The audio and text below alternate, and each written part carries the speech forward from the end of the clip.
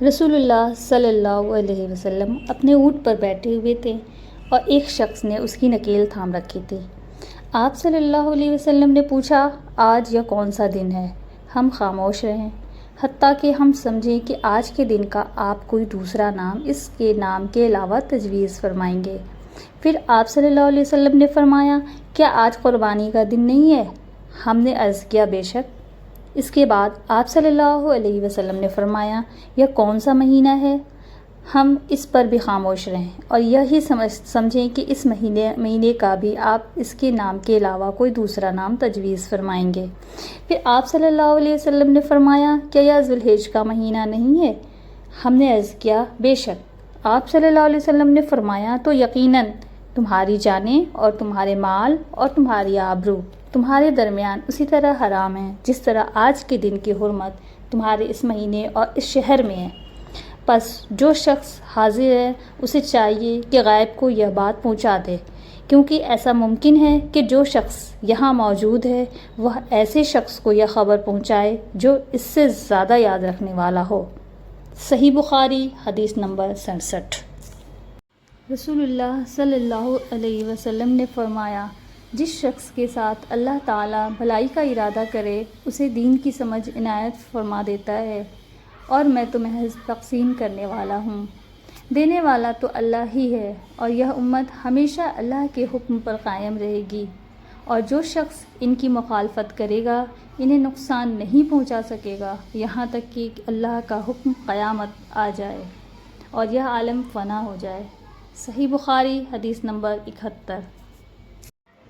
عبداللہ بن عمر رضی اللہ عنہ کہتے تھے کہ ہم رسول اللہ صلی اللہ علیہ وسلم کی خدمت میں حاضر تھے کہ آپ صلی اللہ علیہ وسلم کے پاس کھجور کا ایک گابھا لایا گیا۔ اسے دیکھ کر آپ نے فرمایا کہ درختوں میں ایک درخت ایسا ہے، اس کی مثال مسلمان کی طرح ہے۔ ابن عمر رضی اللہ عنہ کہتے ہیں کہ یہ سن کر میں نے ارادہ کیا کہ عرض کروں کہ وہ درخت کھجور کا ہے، مگر چونکہ میں سب میں چھوٹا تھا اس لیے خاموش رہا۔ پھر رسول اللہ صلی اللہ علیہ وسلم نے خود ہی فرمایا کہ وہ کھجور ہے۔ صحیح بخاری، حدیث نمبر 72۔ رسول اللہ صلی اللہ علیہ وسلم کا ارشاد ہے کہ حسد صرف دو باتوں میں جائز ہے، ایک تو اس شخص کے بارے میں جسے اللہ نے دولت دی ہو اور وہ اس دولت کو راہ حق میں خرچ کرنے پر بھی قدرت رکھتا ہو، اور ایک اس شخص کے بارے میں جسے اللہ نے حکمت دی کہ دولت سے نوازا ہو اور وہ اس کے ذریعے سے فیصلہ کرتا ہو اور لوگوں کو اس حکمت کی تعلیم دیتا ہو۔ صحیح بخاری، حدیث نمبر 73۔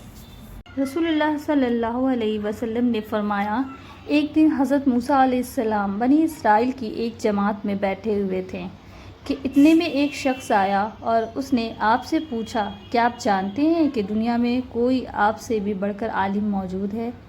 حضرت موسیٰ علیہ السلام نے فرمایا، نہیں۔ اس پر اللہ تعالیٰ نے حضرت موسیٰ علیہ السلام کے پاس وحی بھیجی کہ ہاں، ہمارا بندہ خضر ہے جس کا علم تم سے زیادہ ہے۔ حضرت موسیٰ علیہ السلام نے اللہ سے دریافت کیا کہ خضر علیہ السلام سے ملنے کی کیا صورت ہے؟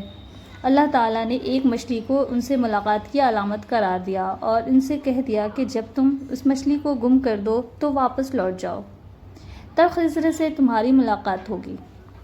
تب موسیٰ علیہ السلام چلے اور دریا میں مچھلی کی علامت تلاش کرتے رہے۔ اس وقت ان کے ساتھی نے کہا، جب ہم پتھر کے پاس تھے کیا آپ نے دیکھا تھا؟ میں اس وقت مچھلی کا کہنا بھول گیا اور شیطان ہی نے مجھے اس کا ذکر بھلا دیا۔ موسیٰ علیہ السلام نے کہا، اسی مقام کی ہمیں تلاش تھی۔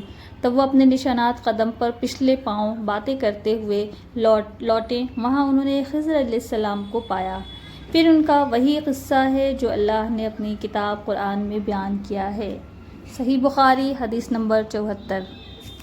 صلی اللہ علیہ وسلم نے فرمایا کہ اللہ تعالیٰ نے مجھے جس علم و ہدایت کے ساتھ بھیجا ہے اس کی مثال زبردست بارش کی سی ہے جو زمین پر خوب برسے۔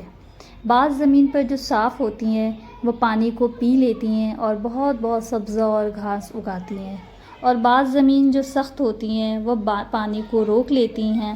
اس سے اللہ تعالیٰ لوگوں کو فائدہ پہنچاتا ہے، وہ اس سے سیراب ہوتے ہیں اور سیراب کرتے ہیں، اور کچھ زمین کے بعض خطوں پر پانی پڑتا ہے جو بالکل چٹیل میدان ہوتے ہیں، نہ پانی روکتے ہیں اور نہ ہی سبزہ اگاتے ہیں۔ تو یہ اس شخص کی مثال ہے جو دین میں سمجھ پیدا کرے اور نفع دے۔ اس کو وہ چیز جس کے ساتھ میں مبعوث کیا گیا ہوں، اس نے علم دین سیکھا اور سکھایا، اور اس شخص کی مثال جس نے سر نہیں اٹھایا یعنی توجہ نہیں کی، اور جو ہدایت دے کر میں بھیجا گیا ہوں اسے قبول نہیں کیا۔ صحیح بخاری حدیث نمبر 79۔